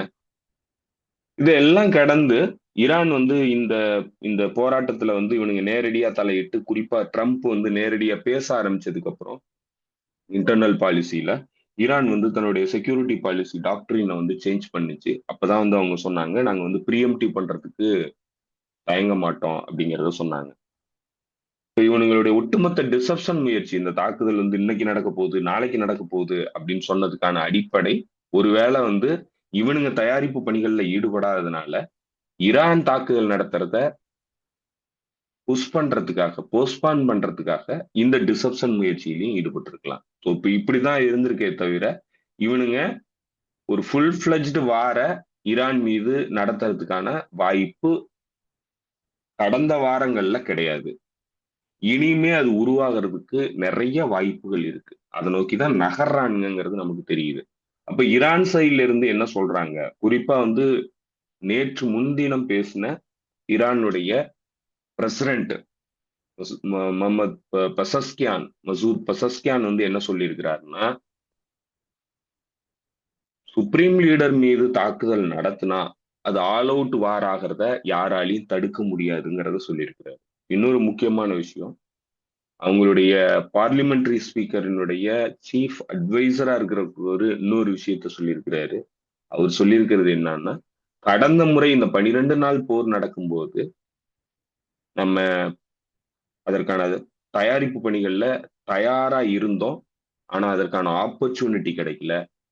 இதுக்கு மேல வந்து இந்த இந்த போருங்கிறது ரெஜிம் சேஞ்ச் போர் தான். நம்ம எதிர்கொள்றது ரெஜிம் சேஞ்ச் போர் தான். இந்த போரை எதிர்கொள்றதுக்கான நம்மளுடைய ஸ்ட்ராட்டஜிங்கிறது, இந்த போர் இங்கேயோட நிக்காது.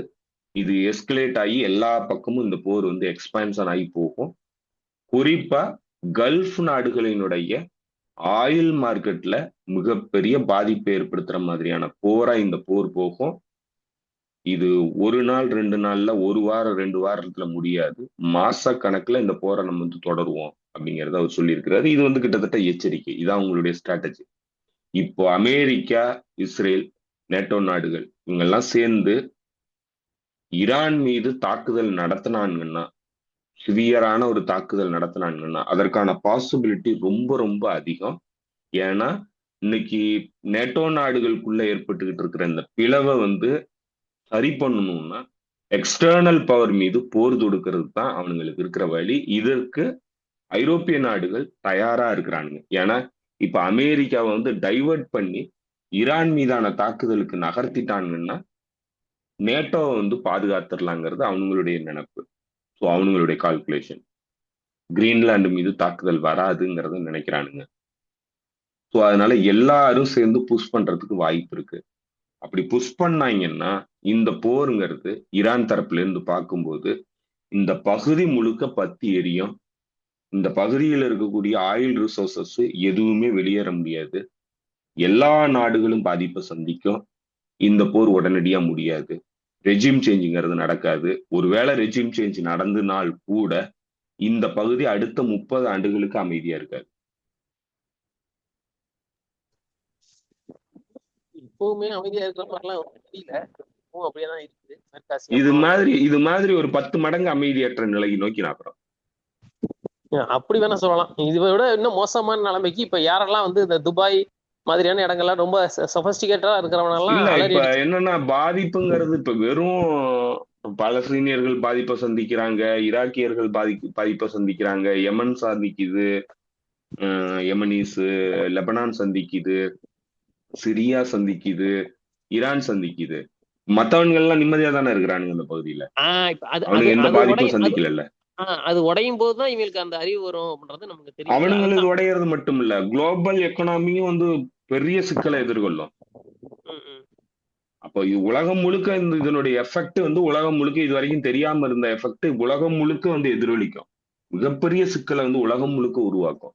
அதை நோக்கிதான் வந்து இந்த போற நகர்த்த போறாங்கிறத அவங்க தெளிவா சொல்றாங்க. ஏன்னா அவங்களுக்கு வேற ஆப்ஷன் கிடையாது. ஏன்னா அவனுங்க வந்து உயிர் வாழ்வா சாவாங்கிற நிலையை நோக்கி நகர்த்திட்டானுங்க. இதுதான் வந்து அவங்களுடைய போருங்கிறத அவங்க முடிவும் பண்ணிட்டாங்க. அதை நோக்கிதான் இதை நகர்த்த போறோங்கிறத அவங்க தெளிவாவே பேசுறாங்க. ஸோ அதை நோக்கிதான் போக போகுது. இது ஆக்சிஸ் ஆஃப் ரெசிஸ்டன்ஸ் எல்லாரும் சேர்ந்து இந்த பகுதியினுடைய ஒட்டுமொத்த ஆயில் ரிசோர்சஸ் எல்லாத்தையும் அடிக்கிறதே அவங்களுடைய பணியா இருக்க போகுது. அப்படித்தான் இந்த போர் வந்து நகர போகுது. அதை நோக்கிதான் ஆமா. போகுது. இதை நீங்க கிட்டத்தட்ட ஒரு வருஷத்துக்கு முன்னாடியே நம்ம பேசியிருந்தோம். அதாவது வந்து எப்படின்னா, பிஃபோரா வீரமரணம் அடையறதுக்கு யாரு ஹசன் நசருல்லா வீரமரணம் அடையறதுக்கு முன்னாடியே பெப்போ எஸ்கோபரா இல்ல யாரும் தெரியல, நான் கூட உங்கள்ட்ட அடிக்கடி சொல்லிட்டு இருப்பேன். இமீடியட்டா வந்து இஸ்ரேலுக்கு போற பைப் லைனை, துருக்கில இருந்து இஸ்ரேல் போற பைப் லைனை இமீடியட்டா ஹெஸ்புல்லா உடைக்கணும். அதுதான் வந்து இதுக்கு வந்து அவங்களோட அப்பர் ஹேண்ட் எடுக்க வைக்கும் அப்படின்னு அப்பவே யாரா சொல்லியிருந்தாங்க. யாருன்னு ஞாபகம் இல்லை. அதை அவங்க விட்டுட்டாங்க. விட்ட பிறகுதான் நிறைய சேதம் வந்து ஆக்சிஸ் ஆஃப் ரெசிஸ்டன்ஸுக்கு வந்துருச்சுன்னு நான் அந்த லாங் டேர்ம்ல நான் பாக்குறேன். இது உண்மையில நீங்க சொன்ன மாதிரி இது வாழ்வா சாவாதான். அவங்களும் அதை அப்படிதான் பாக்குறாங்க. அமெரிக்காவும் அப்படிதான் பாக்குறாங்க. இஸ்ரேல் கூட விடுங்க, இஸ்ரேல் போச்சுன்னா இன்னொரு இஸ்ரேல் அவங்க உருவாக்குவாங்க. ஆனா அமெரிக்கா அப்படின்ற ஒரு எம்பையர் வந்து என்னைக்கு வேணாலும் நம்ம விழுந்துருவோம். இப்போ வந்து நம்ம இதை வேற நீங்க சொன்ன மாதிரி வேற டைவர்ஷனுக்கு மாத்திடணும், அப்பதான் நம்ம தப்பிக்கணும் அவங்க நினைக்கிறாங்க. நம்மளோட இருப்புக்கே கேள்வி இதாயிரும், ஆபத்தாயிரும். நம்ம இதை எதிர்க்கலாம், நம்ம உயிர் வாழ முடியாதுன்னு சொல்லி ஆக்சஸ் ஆஃப் ரெசிஸ்டன்ஸ் சரி, ஒட்டுமொத்த ஈரான் மற்ற அந்த ஈராக்குமே இப்போ அது மாதிரி நிலைமைக்கு வந்துருச்சுன்னு நினைக்கிறேன். இவங்க எல்லாம் நினைக்கிறாங்க ஒண்ணு அவனுக்கு அடிமையா போகணும், இல்லைன்னா அவனை எதிர்த்து நின்று நம்ம ஜெயிக்கணும், ரெண்டுல தான் ஏதாவது ஒண்ணு பண்ணணும் அப்படின்ற இடத்துக்கு தான் அவங்க வந்திருக்காங்க. இதுல வந்து இன்னொன்னு, இதை நீங்க சொன்னதுக்கு அப்புறமேல எனக்கு ஞாபகம் வருது. யுஏஇ, ஓமனு, இன்னும் 2-3 நாடுகள் எல்லாம் சேர்ந்து கத்தார் உள்ளிட்ட நாடுகள்லாம் போயிட்டு நேரடியா வாஷிங்டன்லயே சொன்னதா சொல்றாங்க, நீங்க அவங்க மேல தாக்குதல் நடத்தலாம் போகாதீங்க, ஒட்டுமொத்த வெஸ்ட் ஏசியாவே இது வந்து பிரச்சனையா மாத்திரும் அப்படின்னு சொல்லி அவங்க சொல்லியிருக்கிறாங்க. அது வரைக்கும் அவங்க சொன்னதெல்லாம் வேற. இப்ப இந்த தடவை இவங்களுடைய குரல் வந்து ஒன்னாக்கு போகும்போது எனக்கு எப்படி தோணுதுன்னா, நீங்க சொன்னதான் அண்டர்ஸ்டாண்ட் பண்றேன், ஆயில் ரிஃபைனரியில கண்டிப்பா அடி விழுவோம் அப்படின்றது. ஏன்னா போன தடவை ஆயில் ரிஃபைனரி அடி விழுந்த பிறகுதான் வந்து ஏமனுடைய போரை நிப்பாட்டுச்சு யுஏஇ, அதுக்கப்புறம் அந்த போர்ல இருந்து வெளியேறிச்சு. அது மாதிரியான ஒரு சூழ்நிலை வந்துரும் அப்படின்ற இது அதுக்கான வாய்ப்பு அதிகம் தான் நினைக்கிறீங்களா? அது மாதிரியான ஒரு சூழ்நிலை வரக்கு அதிகம் தான் நினைக்கிறீங்களா? இல்ல ஏன்னா அதுதான் பக்கத்துல அதை நோக்கிதான் நகருது. ஏன்னா அமெரிக்காவுக்கு இதுல அக்கறை கிடையாது. உண்மையா சொல்லப்போ அமெரிக்கா வந்து இது எல்லாத்தையும் வந்து லூஸ் பண்றதுக்கு தயாரா இருக்கு. நான் சொன்ன காரணம் தான் என்ன, அவனுங்களுக்கு இருக்கிற இஷ்யூ என்னன்னாக்கா, அவனுங்க பாதிப்பை சந்திக்கிறாங்கிறது வந்து பெரிய பிரச்சனை கிடையாது. சைனா பாதிப்பை சந்திக்கணுங்கிறது தான் அவனுங்களுக்கு பெரிய பிரச்சனை, இது தேவை. Okay okay. அதே போல அவனுங்களுக்கு ரிசர்வ் வந்து இருக்கு, ஆயில் வந்து இருக்கு. அவனுங்களுடைய ஆயில வந்து விலையை கூட்டி விற்கவும் முடியும். அதனால எந்த வகையிலும் அவனுங்களுக்கு பெரிய பாதிப்பு கிடையாது. இந்த பகுதியினுடைய வேசல் ஸ்டேட்டுக்கு தான் பாதிப்பு. அது குளோபலி வந்து எக்கனாமியை வந்து பாதிப்புக்குள்ளாக்கும். இப்போ ஆயில் ரேட் வந்து பேரல் வந்து இன்னைக்கு $60-65 விற்கிதுன்னா, நாளைக்கு இந்த போர் வந்து விரிவடைஞ்சு இந்த பகுதி முழுக்க வந்து எனர்ஜி ரிசோர்சஸ்ல வந்து தாக்குதல் நடத்தப்பட்டு மிகப்பெரிய போரா வந்து விரிவடைஞ்சு போச்சுன்னா, பேரல் வந்து $200 $300 போகும். $200 $300 போச்சுன்னாக்க இன்னைய நிலைமைக்கு நம்மளால வந்து இப்போ நம்மலாம் வந்து பெட்ரோல் வந்து ₹500 போடணும் 1 லிட்டர். பெட்ரோல் ₹500 போட்டோம்னா என்ன பண்றது? வேலைக்கு போகிறது கூட முடியாது. இப்போ அது மாதிரியான ஒரு சூழல் வந்துச்சுன்னாக்க உலகம் முழுக்க மிகப்பெரிய சிக்கல் உருவாகும். இது அவனுங்க அதை நோக்கி தான் நகர்த்துறானுங்க. இந்த பகுதியினுடைய அமைதி வந்து அவனுங்களுக்கு தேவையில்லை. ஏன்னா அவனுங்க வந்து இதுல பலனடைகிறதை விட சைனா பலனடைய கூடாதுன்னு நினைக்கிறானுங்க. அதுதான் அங்க இருக்கிற பெரிய பிரச்சனை. ஓகே. இதுல எனக்கு நீங்க இந்த நேட்டோ பத்தி பேசும்போது ஒண்ணு வந்துச்சு என்னன்னா, நேட்டோ, யூகே, ஜெர்மனி போன்ற நாடுகள் நேட்டோவுக்கும் அமெரிக்காவுக்கும் உண்டான அந்த பிணக்கத்தை வந்து டைவர்ட் பண்ணி ஈரான் மேல தாக்குதல் நடத்த வச்சோம்னா அங்க நடந்துரும், ஒன்றும் பிரச்சனை இல்லை, நான் உங்க இல்ல டோட்டலா ஒரு யூனியன் என்னன்னா, போன முறை உங்களுக்கு தெரியும், கடந்த ஆட்சியில உக்ரைன் போர் இப்படிதான் வந்துச்சு. கடந்த ஆட்சியில ட்ரம்ப்புக்கும் ஐரோப்பிய நாடுகளுக்கும் சரியான இணக்கம் இல்லாம பெரிய முரண்பாடுகள் வந்து உருவாகிட்டு இருந்தது. அப்போ ஏஞ்சலா மோர்கல் வந்து வெளிப்படையா பேசினாங்க, இனிமே அமெரிக்காவை நம்பி நம்ம நிக்க கூடாது, அமெரிக்காவினுடைய செக்யூரிட்டியை நம்பி நம்ம நிக்க கூடாது, நம்மளுடைய செல்ஃப் சஃபிஷியன்ஸை வந்து நம்ம உருவாக்கணும், நம்மளுடைய ஃபாரின் பாலிசியை நம்ம கையில வச்சிருக்கணும்னு சொல்லிட்டு வெளிப்படையா பேசினாங்க. அத இந்த பெல்ட்வேல இருக்கக்கூடியவனுங்க, இந்த அட்லாண்டிஸ்ட் அவனுங்க என்ன பண்ணானுங்கன்னாக்க, அதற்கான ஒரு தேவை வந்து திரும்ப வந்து நேட்டோ வந்து விரிவு வந்து நேட்டோல வந்து விரிசல் உருவாகிறத தடுக்கிறதுக்காக தான் வந்து யுக்ரைன் போரை வந்து திணிச்சானுங்க. இப்போ யுக்ரைன் போர் திணிச்சதுக்கு அப்புறம் நேட்டோ வந்து ஒண்ணு சேர்ந்துருச்சு. ஸோ முன்பு எப்போதும் இல்லாத அளவுக்கு வந்து நெருக்கமாச்சு. நீங்க கரெக்டா அவனுங்களுடைய ஸ்டேட்மெண்ட் எல்லாம் பாத்தீங்கன்னா தெரியும். இந்த போர் ஆரம்பிக்க போறதுக்கு முன்னாடி அவனுங்களுடைய ஸ்டேட்மெண்ட் எல்லாமே முன்பு எப்போதும் இல்லாத அளவுக்கு நேட்டோ நாடுகளுக்கு இடையிலான அந்த இணக்கங்கிறது ரொம்ப நெருக்கமா இருக்கு அப்படிங்கறத அவனுங்க பேசினானுங்க. We are all standing together அப்படின்னு சொல்லி பேசினானுங்க.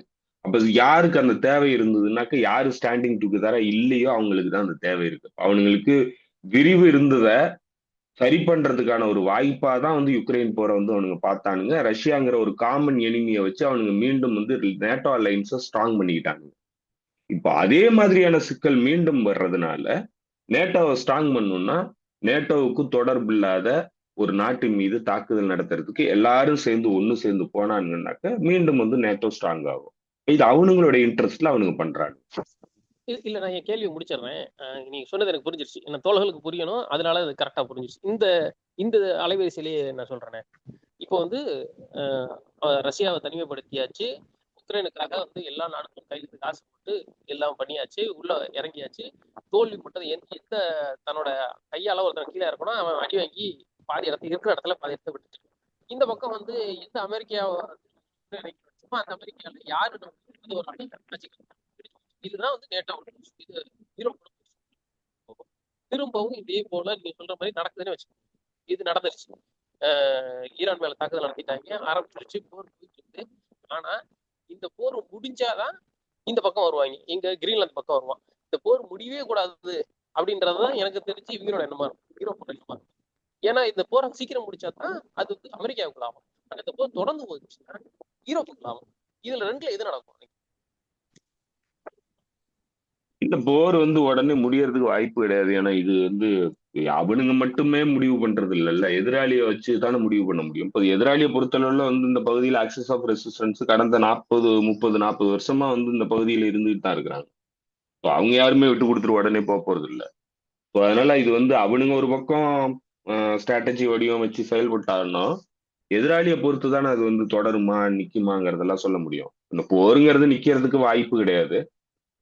அந்த அளவுக்கு தாக்கு பிடிக்கக்கூடிய சூழ்நிலையில வந்து இஸ்ரேலோ இல்ல அமெரிக்காவோ இருக்கா, இல்ல இந்த பகுதியினுடைய வேசல் ஸ்டேட்ஸ் இருக்கான்னா அவனுங்களாலையும் தாக்கு பிடிக்க முடியாது. லாங் வார நடத்தணுங்கிறத ஈரான் வந்து நோக்கமா வச்சிருக்கு. ஈரானுடைய அரசாங்கம் விழலைனா தான் லாங் வேர் நடக்கும். அப்படியே ஒரு வேளை விழுந்ததுனாலும் அதை விட லாங் வேர், நம்ம சொன்ன மாதிரி 30-40 ஆண்டுகளுக்கு இந்த பகுதியில வந்து அமைதி திரும்பாது. ஸோ அந்த அளவுக்கு போறதுக்கு ஈரான் அரசாங்கம் விடாது. அவங்களுடைய கெப்பாசிட்டி இன்னைக்கு வந்து நிரூபிக்கிறாங்க, பெரிய அளவுக்கு நாங்க கெப்பாசிட்டி வச்சிருக்கிறோம்ட்டு. ஸோ அப்ப ஒரு 4 மாசம் 5 மாசம் போர் நடத்தினாலே இந்த பகுதியினுடைய வேசல் ஸ்டேட்டனால தாங்க முடியாது. குறிப்பா சொன்னா Saudi Arabia, United Arab Emirates, Qatar போன்ற நாடுகள் வந்து சர்வை பண்ண முடியாது. அவ்வளவு பெரிய சிக்கலை வந்து அவங்க எதிர்கொள்வாங்க. அப்ப இந்த போரை வந்து அவங்களாலையும் தொடர்ந்து வந்து அஹ், ஏத்துக்க முடியாது. ஐரோப்பிய நாடுகளுக்கும் வந்து இப்போ இப்போ ஆயில், நேச்சுரல் கேஸ் வந்து கத்தார் போன்ற நாடுகள்ல இருந்து, யுஏஇ, சவுதி அரேபியால இருந்து போறதுனால அவனுங்களாலையும் இந்த போரை வந்து நீட்டிச்சு கொண்டு போறதுக்கான சூழல் கிடையாது. ஏன்னா இப்ப இந்த பகுதியில இருந்து ஆயில் வரலன்னா அவனுக்கு நேர அமெரிக்கா கிட்ட இருந்து தான் வாங்கி ஆகணும். அமெரிக்கா கிட்ட வாங்குறது $300 $400 கொடுத்து வாங்கினாங்கன்னாக்க சர்வை பண்ண முடியாது. ஸோ பல்வேறு சிக்கல்கள் இருக்கு. அது எல்லாத்தையும் கால்குலேட் பண்ணி தான் வந்து அவங்களுடைய முடிவுகள் வந்திருக்கும். இப்போதைக்கு என்னன்னா, வெளியில இருக்கிற ஒருத்தனை தாக்குறதன் மூலமா தங்களுடைய பிரச்சனைகளை வந்து சால்வ் பண்ணிக்கலாம், தங்களுக்குள்ள வந்து ஒரு இணக்கப்பாட்டை உருவாக்கிக்கலாம். ட்ரம்பினுடைய ஆட்சி அதிகாரம் முடியும் போது நம்ம மறுபடியும் வந்து நார்மல் ஆயிடலாம் அப்படிங்கிறது தான் இப்ப அவனுங்களுடைய நிலைப்பாடா இருக்கு. அதற்கு தேவையான நடவடிக்கைகள்லாம் வந்து அவனுங்க ஈடுபடுறானுங்க. ஆனா இது இப்படியே தொடருமா? இதற்கான பேக்கப் பிளானா தான் வந்து கனடா வந்து அஹ், சைனா கூட போய் உறவுகளை ஏற்படுத்துது. ஏன்னா பேக்கப் பிளான் வேணும். இது இது வந்து இப்படித்தான் போகும்னு யாராலையும் சொல்ல முடியாது. அவங்களுடைய நோக்கம், அவங்களுடைய செயல்பாடுகள் இதெல்லாம் வந்து ஒரு பக்கத்துல திசை திருப்புறதுக்கான முயற்சிங்கிறது வெற்றி அடையுமா ஆகாதாங்கிறது அவனுங்க கையில கிடையாது. So அதனால அதுல யாருக்கு வந்து போர் நீண்ட நாட்கள் தேவை, யாருக்கு உடனடியா போரை முடிக்கணுங்கிறதுனா எல்லாருக்குமே வந்து போரை வந்து உடனடியா முடிக்கணுங்கிறது தான் நோக்கம். ஈரானை தவிர ஈரான் வந்து இந்த போரை வந்து தொடர்ந்து நடத்தினா மட்டும்தான் நம்ம வெற்றி அடைய முடியுங்கிறத ஈரான் வந்து திட்டமா வடிவமைச்சிருக்குது. அதுதான் வந்து இத்தனை ஆண்டுகள் ஸ்ட்ராட்டஜிக் பேஷன்ஸ்க்கான நோக்கம். அப்ப தொடர்ந்து போரை நடத்தி இவனுங்களை எல்லாத்தையும் வந்து வீழ்த்தணுங்கிறத ஈரான் வந்து திட்டமா வச்சிருக்கு. அதற்கு ஏத்த மாதிரியான சூழல் மேற்கத்திய தரப்புல கிடையாது. ஸோ அப்ப அது உடனடியா போற முடிக்கணுமா இல்ல நீட்டிச்சு போற முடிக்கணுமான்னா எதிராளியினுடைய திட்டத்தை பொறுத்து இருக்கு. ஸோ அதனால இதுல எதுவுமே வந்து நம்ம சொல்ல முடியாது யாருக்கு என்ன இன்ட்ரெஸ்ட் இருக்குன்ட்டு. ஓகே ஓகே தலா, பார்க்கலாம் அடுத்து என்ன நகருதுங்க. நீங்க ஒரு இந்த வார இதுல வந்து ஈரான் பத்தி பேசும்போது டெத் போஸ்ட் சொன்னதா ஒன்று சொல்லியிருந்தீங்க. கிட்டத்தட்ட அவங்க வந்து இதை நிறைய எடுத்து பிடிச்சிருப்பாங்க, நியூக்ளியர் வெப்பனை எல்லாம் தயார் பண்ணி பிடிச்சிருப்பாங்க. உங்களுடைய நெட் வந்து ஏதோ டிஸ்கனெக்ட் ஆகி வருது வாய்ஸ். இப்ப கேக்குதா தோழர்? Okay okay. இல்ல நம்ம வந்து போன தடவை பேசும்போது மேபி ஒரு 10-15 வீடியோவுக்கு முன்னாடி பேசும்போது நீங்க சொல்லியிருந்தீங்க ஈரான்கிட்ட ஏற்கனவே நியூக்ளியர் வெப்பன்லாம் ரெடி பண்ணி வச்சிருப்பாங்க, அவங்க இத்தனை நாளா அவங்க காத்துட்டு இருக்க மாட்டாங்க நீங்க சொல்லியிருந்தீங்க. நான் வேற ஒரு இடத்துல இருந்து வந்திருந்த ஒரு தகவல், அது கூட நான் இந்த போஸ்ட்ல யூடியூப் போஸ்ட்லயும் எழுதியிருந்தேன், அப்புறம் இதுலயும் டெலிகிராம்ல எழுதியிருந்தேன். என்னன்னா கிட்டத்தட்ட வந்து 2023 எண்டு அல்லது வந்து மிட் ஆஃப் 2024 இந்த இடைப்பட்ட காலத்துல வந்து அவங்க ஏற்கனவே எல்லாம் ரெடி பண்ணி வச்சுட்டாங்க, ஒரு அணு ஆயுதத்துக்கு தேவையான எல்லாமே ரெடியா இருக்கு, இன்னும் அதை வந்து எடுத்து ஒன்னா ஃபிக்ஸ் பண்ண வேண்டியது மட்டும் தான் பாக்கி அப்படின்னு ஒரு தகவல் வந்துருந்துச்சு. கிட்டத்தட்ட நீங்க அந்த தடவை சொன்னதையும் நான் இதையும் கம்பேர் பண்ணி பார்க்குறேன். அப்போ வந்து எல்லாமே வந்து ரெடியா தான் இருக்கு அப்படின்னு. அப்போ வந்து நேத்து வந்து நெத்தன்யாகு பேசும்போது ஒன்று சொல்லியிருந்தது என்னன்னா, ஒருவேளை பிரியம்டி தாக்குதல் நடத்துறேன்னு ஈரான் வந்துச்சுன்னா நாங்க வந்து நடத்துற தாக்குதல் வந்து இப்ப இருக்கிற ஈரானே இல்லாம போயிடும், ஈரானே வந்து பழைய ஈரான் இருக்காது, வேற ஈரானை மாறிடுது நாங்க தாக்குதல் நடத்துறோம்னா அப்படின்னா. அப்ப அவன் வந்து எதை மீன் பண்றான்னா நியூக்ளியர் வெப்பனை தான் அவன் மீன் பண்றான்றது நம்மளால புரிஞ்சுக்க முடியுது. ஸோ இப்போ இங்க ஒரு கேள்வி வருது, அந்த நீங்க சொன்ன தகவலும் சரி எனக்கு கிடைச்ச தகவலும் சரி, அப்போ இது கிட்டத்தட்ட அது உண்மைதானா, அந்த நியூக்ளியர் வெப்பனை அவங்க அதை ரெடியா தான் வச்சிருக்காங்களா அப்படின்னு. ஏன்னா அதை எப்படி சொல்றாங்கன்னா நியூக்ளியர் வெப்பனை ஒரு துப்பாக்கியை வந்து தனித்தனியா பிரிச்சு தான் வச்சிருப்பாங்க, துப்பாக்கி எப்பவுமே ஒன்னா சேர்ந்துருக்காது, குண்டு தனியா இருக்கும், ட்ரிகர் தனியா இருக்கும், பிஸ்டல் வெவ்வேறு ஒவ்வொரு கேஜ் தனியா இருக்கும், அது எல்லாம் ஒன்னா சேர்த்து எடுத்து சுடுறது மட்டும்தான் வேலையா இருக்கும். அது போல இங்க எல்லாமே தனித்தனியா இருக்குது, எடுத்து ஒன்னா சேர்த்து பண்ணி வீசுறது மட்டும்தான் ஒரே வேலை அப்படின்னு அங்கிருந்து வர தகவல் சொல்லுது. இதை வந்து நான் எதோட கம்பேர் பண்றேன்னா, ஒரு 6 மாசத்துக்கு முன்னாடி ஈரான் தரப்புல இருந்து ஒரு மிக முக்கியமான பர்சன் யாருன்னு நான் மறந்துட்டேன். அவர் என்ன சொன்னாருன்னா, நாங்க நினைச்சா நாளைக்கு காலையில தயாரிச்சிருவோம் அப்படின்னு சொன்னார். நாளைக்கு காலையில நாங்க வெளியே எடுத்துருவோம் இதை தயாரிச்சு நியூக்ளியர் வெப்பனை, எங்களுக்கு எல்லாமே அதுக்கான கேப்பபிலிட்டி இருக்கு, எங்க விஞ்ஞானிகள் எல்லாத்துக்கும் தயாரா இருக்கிறாங்க அப்படின்னு அவங்க சொன்னாங்க. சொன்ன பிறகுதான் வந்து விஞ்ஞானிகள் மேல அவங்க அதை கொலைவெறி தாக்குதல் நடத்தினாங்க இஸ்ரேல். ஸோ இது எல்லாத்தையுமே நான் ஒரே நேர்கோட்டில் வச்சு பார்த்தா கிட்டத்தட்ட அதுக்கான இடத்துக்கும் ஈரான் நகர்ந்துருச்சு அப்படிதான் நான் பாக்குறேன். இதை எப்படி பாக்குறீங்க?